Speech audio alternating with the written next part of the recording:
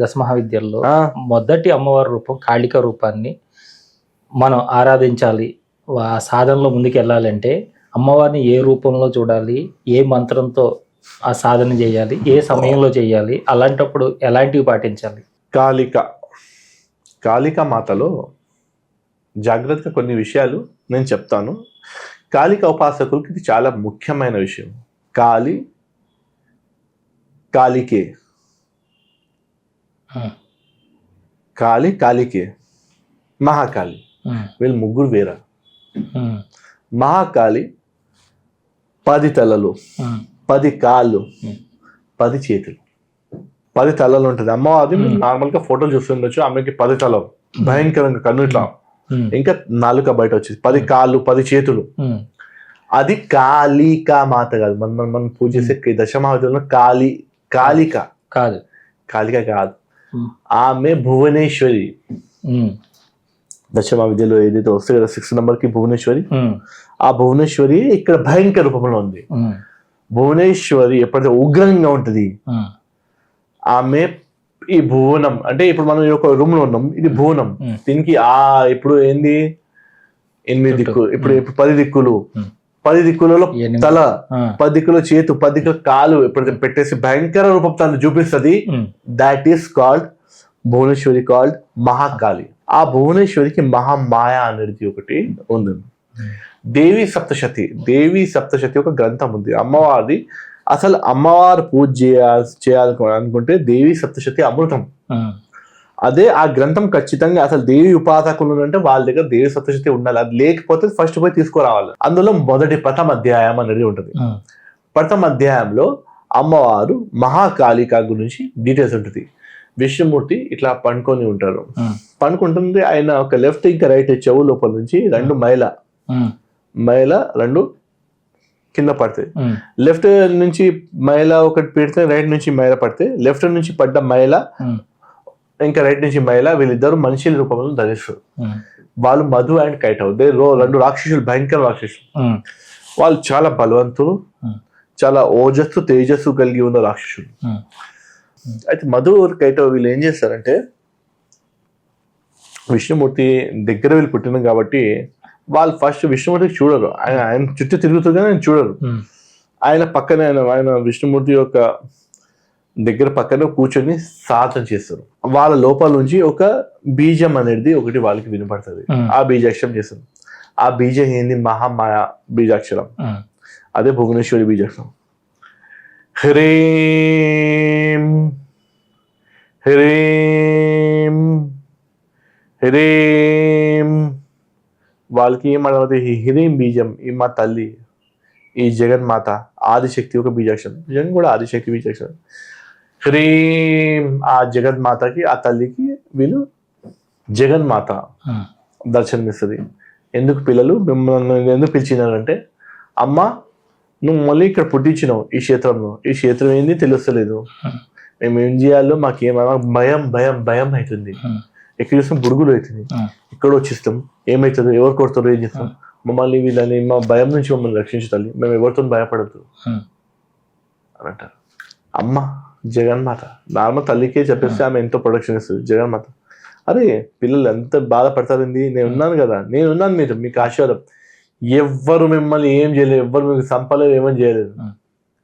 మీరు మిమ్మల్ని చంపమని చెప్పినప్పుడే మిమ్మల్ని చంపే పురుషుడు ఎవరైనా తయారవుతారు, కానీ అంతవరకు ఎవరు తయారు కాదు.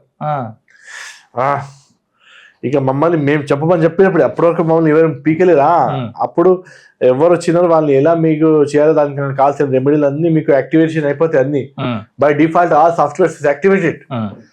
తథాస్తు అంటది. ఓం నమ శివాయ, ఓం హ్రీం హ్రీం హ్రీం. అమ్మ జగన్మాత మనకు ఆశీర్వాదం ఇచ్చింది.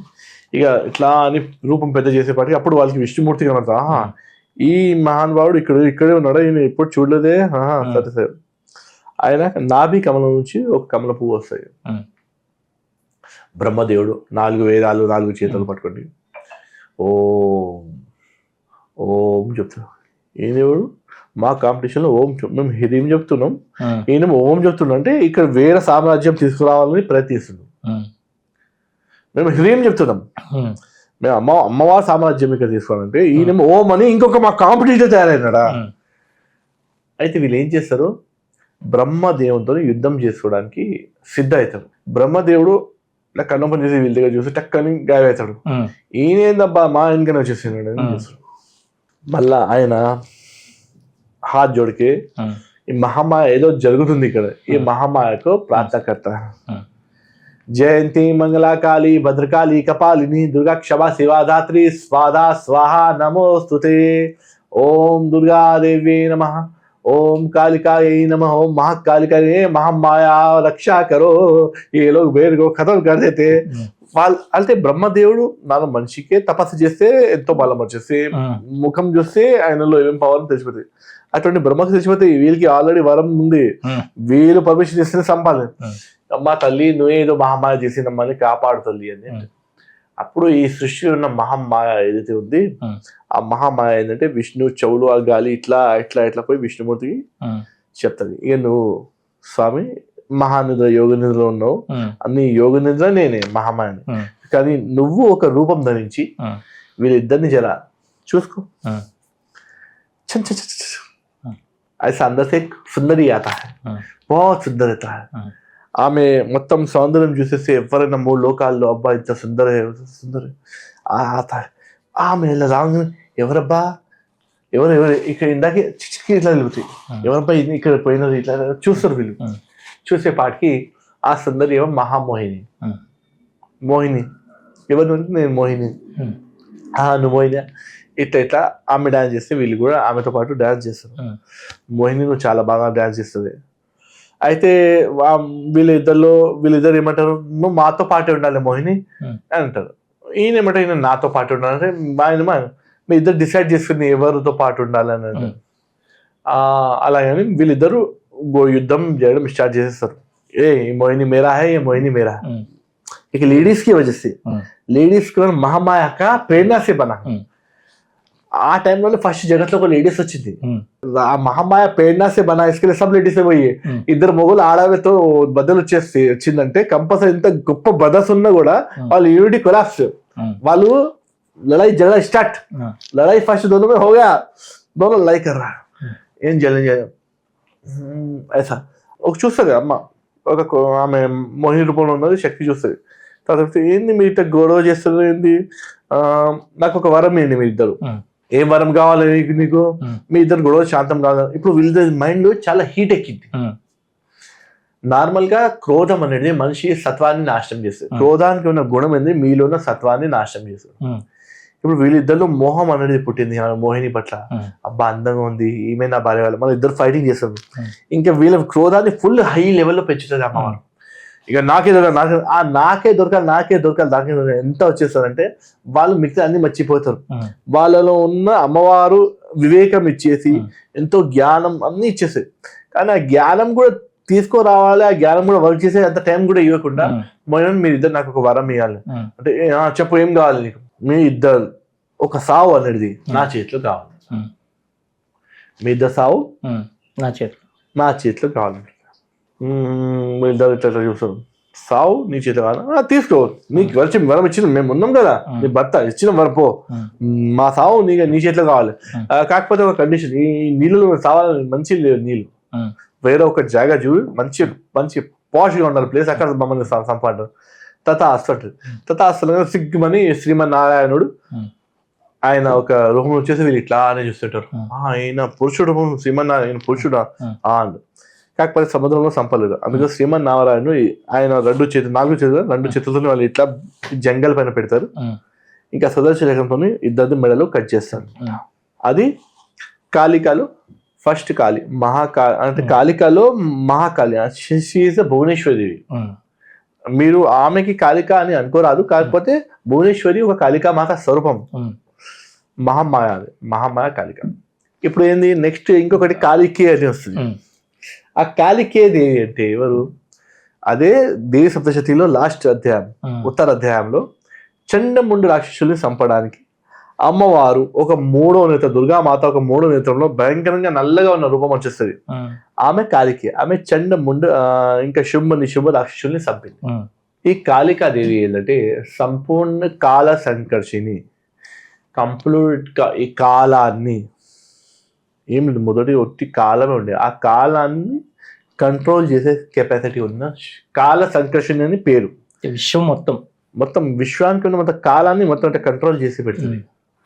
కాలం, ఆ కాలాన్ని కంట్రోల్ చేసే కాలం, మళ్ళా దానిని కూడా క్రాస్ చేసే మహాకాలాన్ని తన కంట్రోల్లో పెట్టుకునే శక్తి అన్నమాట. కాకపోతే ఆ ఒక మహాకాళి వేరే వల్ల, ఆ మహాకాళి మనం ఇప్పుడు మాట్లాడుతున్న దశమహావిద్యలో మొదటి మహాకాళి, ఈమె కూడా మహాకాళి. మన మహాకాలాన్ని కంట్రోల్ చేసే మహాకాళి అని. ఈ మహాకాళి ఏదైతే సాధన చేయాలో, మహాకాళిది మూలమైన రూపాలు 9 రూపాలు మూలంగా ఉంటుంది. దక్షిణ కాళి, భద్రకాళి, శంషాన్ కాళి, ఇలా 3 పెట్టండి. దక్షిణ కాళి, భద్రకాళి, शमशान काली. यहाँ पे आता काल काली, सिद्ध काली, काल काली, गुह्य काली और काम कला काली. काल काली, गुह्य काली, काम कला काली. यहाँ पे आएगा धन काली, సిద్ధ కాళి और చండకాళి. ఈ టోటల్ 9 రూపాయలు అనమాట. అయితే ఇది ప్రతి దాని దగ్గర సృష్టి స్థితి ఇంకా సమానం క్రమంతో ఇవి జరిగినాయి. ఇంకొకటి ఈ ఫస్ట్ లైన్ లో ఉన్నది, ఈ సెకండ్ లైన్ లో ఉన్నది, థర్డ్ లైన్ ఇది ఈ పరాశక్తి, అపరాశక్తి, ఇది అపరాశక్తి, ఇట్లా వీళ్ళ డివైడ్స్. ఈ టోటల్ గా అమ్మవారు ఇట్లా ఈ 9 రూపాయలు వచ్చిందని ఈ మహాకాల సంహిత అలాంటి గ్రంథంలో చెప్పి పడింది అనమాట. అమ్మవారు స్టార్టింగ్ లో కాళికామాత ఇట్లా వచ్చింది. ఇప్పుడు దక్షిణ కాళిక అందరికీ అవైలబుల్. మన కలకత్తాలో కాళికామాత ఉంది, ఆమె దక్షిణ కాళి. అమ్మవారు ఇక రైట్ లెగ్ది థంబ్ అక్కడ పడింది శక్తిపీఠం. మళ్ళా భద్రకాళి దర్భంగా, శంషాన్ కాళి హరిక్ శంషాన్ మెరుత. ఈ 3 శక్తులు మెయిన్ అనమాట. కాకపోతే ఇప్పుడు గుయ్య కాళిక, నేను ఈ కాళిక గురించి మాట్లాడతలే, నేను గుయ్య కాళిక గురించి మాట్లాడుతున్నా. గుయ్య కాళిక ఎక్కడ కాటబండులో ఎవరైతే కాళిక మాత ఉంది, చాలా ముఖ్యమైన కాళిక గుయ్య కాళిక. మళ్ళా 6వ కాళిక అది కామాఖ్య కాళిక. ఆ 6వ కాళిక కామకల కాళిక. దానికి నేను మూలంగా ఉపాసకుని ఆ కామకల కాళిక. 7th మన ధనకాళి, సిద్ధకాళి, ఇంకా చండకాళి. నార్మల్ గా ఈ 3 శక్తులకి నార్మల్ గా ఇక లోవర్ లెవెల్లో తాంత్రికులు అందరూ ఈ 3 శక్తులకి పూజ చేస్తారు. కాళిక కంప్లీట్ కాళిక మాత ఒక ఉపాసకులు ఎవరైనా కావాలంటే మెయిన్ ఏంటంటే వాళ్ళు ఒక గురువుకి శిష్యులు ఉండాలి. గురువుకి శిష్యులు కాకుండా మేము నార్మల్ గా ఏదైనా బుక్కులో 20 రూపాయల బుక్ వస్తాయి రోడ్లో, అబ్బా 20 రూపాయల బుక్ కాళిక సాధన, ఇలాగా ఇది కూడా చేయొచ్చు, గాలిలో ఎగరొచ్చు, మంచిది, 20 రూపాయల బుక్ తీసుకొని మీరు సాధన చేసుకుంటే మీరు చేయండి, మళ్ళీ నెక్స్ట్ మార్నింగ్ మీరు కనబడరు అంతే. అది 20 రూపాయల బుక్లో ఒక వాల్యూ అనమాట. నెక్స్ట్ మీ యొక్క సెల్ఫ్కి పెట్టే కాస్ట్. ఎందుకంటే ఈ కాళిక ఉపాసన, దశమహావిద్య ఉపాసన ఈ రోడ్ల పైన ఉన్న బుక్కులు చదువుకోవచ్చు, పర్వాలేదు, చిన్న పేపర్ లాగా చదువుకోవచ్చు, టైం పాస్ చేసుకోవచ్చు. కాకపోతే మీకు నిజమైన ఒక గురువు ఉండాలి, ఖచ్చితంగా గురువు ఉండాలి. గురువు చూసుకొని ఆయన చేతులారా మనం దీక్ష తీసుకోవాలి కాళికని. అక్కడ మీరు దక్షిణ కాళిక తీసుకోవచ్చు, శంషాన్ కాళిక తీసుకోవచ్చు, గుయ్య కాళిక తీసుకోవచ్చు. ఫస్ట్ అయితే విధానం ఏ కాళిక ఉపాసన పోయినా ఫస్ట్ దక్షిణ కాళిక ఖచ్చితంగా సిద్ధించిన తర్వాత గుయ్య కాళి, శంషాన్ కాళి అయిన తర్వాతనే కామకల కాళిక దగ్గర వస్తారు అనమాట. కామకల కాళి హైయెస్ట్ పవర్. అమ్మవారిది మొత్తం 9 కోట్ల రూపాయలు అంటారు. అమ్మవారిది ఎన్ని రూపాయలు? 9 కోట్ల రూపాయలలో 8 కోట్లు ఉగ్రమైన కాళికా రూపాయలు. అందులో అత్యంత భయంకరంగా ఉగ్రంగా ఉన్న కాళికనే కామకల కాళి. 1 కోటి రూపాయలు స్తోమం ఉంది. అందులో అన్నిటికన్నా సౌమ్యమైన రూపమైన మహాత్రిపుర సుందరి. ఈ కాళిక ఒక క్రమాలు అనేవి ఇలా ఉన్నాయి. అయితే ఇక్కడ ఏంటంటే ఇప్పుడు మనం నార్మల్ గా ఫస్ట్ ఒక కాళిక అన్న మీరు దక్షిణ కాళిక అన్న రెండు ఒకటే. మీరు స్పెషల్ గా ప్రతిసారి దక్షిణ కాళి అన్నీ అసలు మనం కాళిక చెప్పేస్తే చాలు అనమాట. నార్మల్ గా నేను కాళి మంత్రం ఇస్తున్నా అంటే దక్షిణ కాళిక మంత్రం అది ఏక బీజం ఉంటుంది, ఒకటే ఒక బీజాక్షరం. క్లీం క్లీం క్లీం ఈ బీజాక్షరాన్ని 3 లక్షల వరకు జపం చేస్తే అమ్మవారు మనకు ఆమె యొక్క దర్శనం అనేది జరుగుతుంది. కొంతమంది 3 లక్షలు చేసినా కూడా వాళ్ళకి దర్శనం అవ్వకపోతే దాని తర్వాత మంత్రయోగంలో అష్టదోషాలు ఉంటుంది. అష్టదోషాలు ఏంది? హ్రస్వం, దీర్ఘం. హ్రస్వం అంటే పెద్ద ఒత్తుకి చిన్న ఒత్తు, దీర్ఘం అంటే చిన్న ఒత్తుకి పెద్ద ఒత్తు. దాని తర్వాత భ్రాంతి, మనం అక్షరాలు వెనుక ముందు చేసుకోవడం. ఇంకా ఎన్నో రకాలైన 8 రకాలైన దోషాలు ఉంటుంది. ఈ దోషాలన్నిటిని మనం క్రాస్ చేసిన తర్వాత మళ్ళీ మంత్ర జపం అనేది పర్ఫెక్ట్ గా చేస్తే అప్పుడు మంత్రం అనేది ఫలించదు. అప్పుడు కూడా మంత్రం మనకు ఫలించదు ఏదంటే మనం అంత ఫాస్ట్ ఇక భక్తి లేకుండా ఇంకా చేస్తున్నాం అట్లా ఉంది అనమాట. ఇంకా మంత్రాల్లో సేతువులు ఇవన్నీ చాలా ఉంటాయి మంత్రయోగంలో, ఇవన్నీ చూసుకుని చేయాలి. కాకపోతే మనకు అన్నిటికన్నా ముఖ్యమైనది అభక్తి. భక్తి మనకు లేదు అయితే మంత్రం ఎప్పుడు చేయాలి? భక్తి అనేది ఖచ్చితంగా మనకు ఉండాలి. భక్తితోని మంత్రానికి చేయాలి. మనం ఏంటంటే ఇంకొకటి, ఇప్పుడు ఇంట్లో జపం చేయరాదు. మంత్రానికి ఒక స్థానం ఉంటుంది. ఇంట్లో ఉన్న మనం కింద కూర్చోవాలి, ఒక ఆసనం వేసుకొని కూర్చోవాలి, అదే ఆసనం పైన రోజు జపం చేయాలి. ఇంకొకటి మంత్రానికి అనుష్ఠానం వైజ్గా పోవాలి. ఒక మంత్రం తీసుకుంటే ఒక 3 లక్షలు అయ్యే వరకు మనం ఒకటి దగ్గర కూర్చొని చేయాలి అంతే.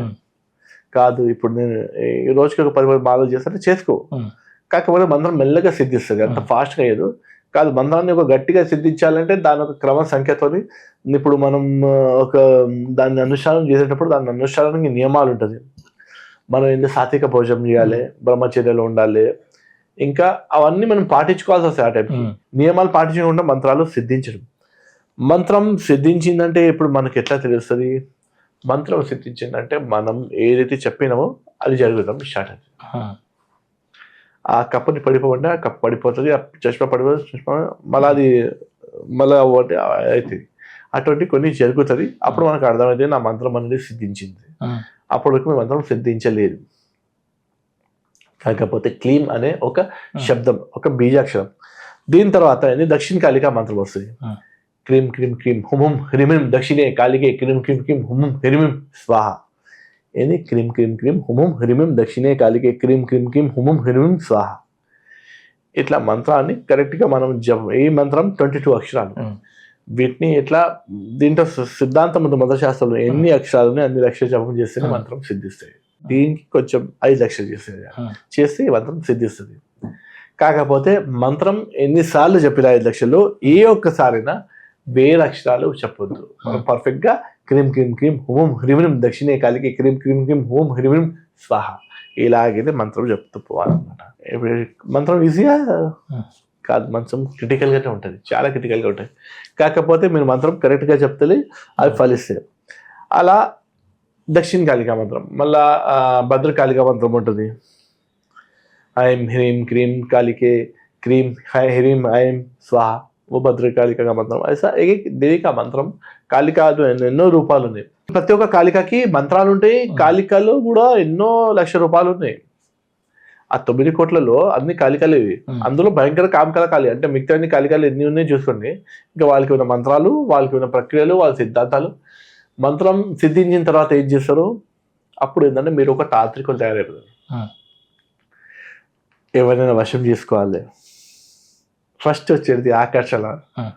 ఆకర్షణ తర్వాత వచ్చి వశం. వశం వచ్చిన తర్వాత మోహన. మోహన సమ్మోహన. సమ్మోహన ఉచ్చాటన. వచ్చాట తర్వాత ఇద్దరు ఫైట్ పెట్టి జుంబన. ఇద్దరు అంటే భయం పెడితే జుంబన. ఇద్దరు ఫైట్ విద్వేషణ. అన్నీ అయిపోయింది. ఇక లాస్ట్ ఒకటి మారణ కలాస్ చాప్టర్ క్లోజ్. ఇలా కంప్లీట్ గా మారణ ఒక దాంతో. ఇవన్నీ నేను చెప్తున్నంత ఈజీ కాదు, మీరు అనుకున్నంత కూడా ఈజీ కాదు. దీనికోసం కఠోర్ అయిన సాధన చేయాలి. మీ మనసు అంతా ప్యూరిటీగా పెట్టేసి ఇవన్నీ చేస్తే మీకు తొందరగా ఫలితాలు అనేది దొరుకుతుంది. మళ్ళా వీడికి ఒక తగినట్టు ఇప్పుడు మంత్రం ఒక రక్ష చేస్తే దానికి దశాంశం హవనం, మళ్ళీ దానికి దశాంశనం మన తర్పణం, దానికి దశాంశం మార్జనం, దానికి దశాంశం. ఇప్పుడు అమ్మవారి మంత్రం కాబట్టి కన్యా భోజనం అనేది ఒక 10 కన్యలు వెళ్తే ఇప్పుడు 10% క్యా 10,000. 10,000కి 10% 1,000 తర్పణ. మన దానికి ఒక 10% 100 మార్జనం అంటే అభిషేక మంత్రం. మార్జనం ఆమె అని చెప్పుకుంటే అదే మంత్రం వేయాలి. దాంతో పాటు ఒక 10% మనం ఏమొచ్చింది 10 కన్యలకి భోజనం చేపిస్తే, మళ్ళీ దాని తర్వాత గురు పాద పూజ చేసి గురుగారి దగ్గర ఆశీర్వాదం తీసేసుకుంటే ఆ మంత్రం అక్కడ సిద్ధించింది అనమాట. ఇది కంప్లీట్ గా కాళికామాత పూజ. ఈ కాళికామాత పూజ చేసిన ఇంకా ఈ దశమ విద్యలు ఏదైనా ఒక మహావిద్య పూజ చేసినా అన్నిటికన్నా ముఖ్యమైనది ఇక్కడ ఒకటే విషయం ఏముంది ఏంటంటే మీరు ప్రతిరోజు అమ్మవారు పూజ చేయాలి. అంటే దేవి సప్తశతి ఒక పారాయణం చేయాలి. ఆ దేవి సప్తశతి యొక్క వైబ్రేషన్ తోని ఇవి తొందరగా వర్కౌట్ అవుతుంది. దేవి సప్తశతి చేయకుండా ఒక టెక్నికల్ గా మీరు మంత్రం జపం చేస్తున్నారంటే అమ్మవారి గురించే మీకు ఏం తెలియదు, మీకు ఏం మీకు మంత్రం సిద్ధించదు. అందుకోసం దేవి సప్తశతి చేస్తూ లేకపోతే దేవి భాగవతం పక్కన చదువుకుంటూ డైలీగా నిత్యంగా మెల్లగా ఈ మంత్రం దేని జపం చేసుకుంటూ ఇట్లా మీరు సిద్ధించుకోవాలన్నమాట. ఇలా కాళిక ఒక సాధన ఉపాసనా క్రమం అనేది ఇలా ఉందన్నమాట.